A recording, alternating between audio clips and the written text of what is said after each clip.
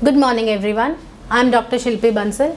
I am the Managing Director and Consultant Dermatologist at Elite Clinic, Sector 3, Rohini. Acne or pimples is something which has happened to us at some point of life. Why do these acne happen? Acne happen when your hair follicles get clogged with impurities, your sweat, your sebum. There are many types of acne. It starts from first a whitehead, then it gets converted to a blackhead. The blackhead will then form a papule, which is a red raised lesion. It then gets converted to pustule, which is basically a pus-filled lesion. In certain cases, if left untreated, it can also cause multiple cysts and nodules. Cysts are those fluid-filled cavities, and nodules is जो आपको skin को ऐसे touch करने में अगर hard कुछ feel होता है. This is the end stage of pimples. There are multiple treatments available again, and there are multiple causes. I will just give you few tips which you can follow so that you reduce the chances of having acne, and if you have acne, this is just the supportive treatment which I will tell you.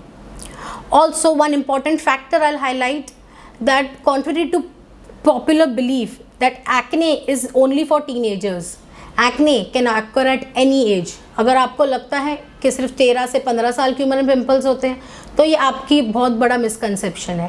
Acne छोटे बच्चे से लेके बूढ़े तक किसी को भी हो सकता है. अब इसको प्रिवेंट करने के लिए और अच्छा ट्रीट करने के लिए we should have a proper skin care routine, जिसमें हमें सबसे पहले एक अच्छा mild gentle exfoliating cleanser use करना चाहिए, जिससे आपके इम्प्योरिटीज़ और डेड स्केल्स तो निकल जाएं, लेकिन आपकी स्किन या पिंपल्स को कोई डैमेज ना हो. हमें एक्सेस स्क्रबिंग रबिंग नहीं करना है, ये आपके पिंपल्स को डैमेज करेगा. पिंपल्स को ऐसे यूं कर कर के पॉप नहीं करना है. अगर हम ये करते हैं तो काले दाग, धब्बे, गड्ढे बन जाएंगे, जिनका ट्रीटमेंट फिर महंगा ट्रीटमेंट, केमिकल पील्स और लेज़र्स में हमें जाना पड़ सकता है. डाइट का बहुत इंपॉर्टेंट रोल है पिंपल्स में. एक हेल्दी बैलेंस डाइट होनी चाहिए हमारी. ऑयली स्पाइसी फूड कम होना चाहिए. मिल्क प्रोडक्ट्स का इंटेक हमें रिस्ट्रिक्ट करना चाहिए. जितना हो सकता है उतना ज़्यादा मैक्सिमम से मैक्सिमम हमें वाटर इंटेक बढ़ाना चाहिए.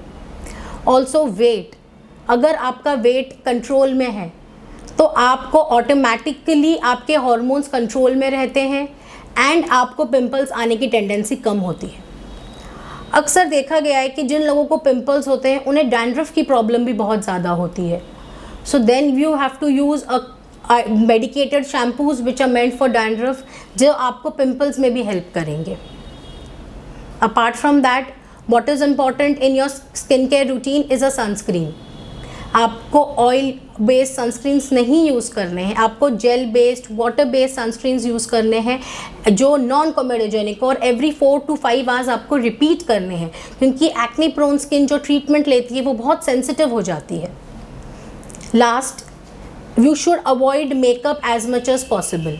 लेकिन अगर आपका लाइफस्टाइल ऐसा है कि आपको मेकअप करना ही पड़ेगा, तो आपको मेकअप प्रोडक्ट्स बहुत कॉशियसली चूज़ करने हैं जो oil free, gel based, non comedogenic हो. सबसे important is to remove makeup before you sleep. अगर आप मेकअप लगा के सो जाएंगे तो आपके सारे पोर्स क्लॉग हो जाएंगे. So you have to remove your makeup before you sleep. After all this, when you consult your dermatologist, they may recommend few tests, few hormonal profile to see if you have any problems. Apart from giving all these measures, they may also prescribe topical medicines like tretinoin, benzoyl peroxide, adapalene. ऐसी सारी चीज़ों का prescription दे सकते हैं. Oral antibiotics या oral tretinoin. अगर इनसे भी आराम ना हो तो केमिकल पील्स, लेज़र्स, ये सारी चीज़ें दी जा सकती है. बट ये सब आप प्रिस्क्रिप्शन से ही कीजिए. Always remember, what is good for one may not suit your skin. So always have a personalized treatment and a treatment plan. For further queries, you can always contact us. Thank you.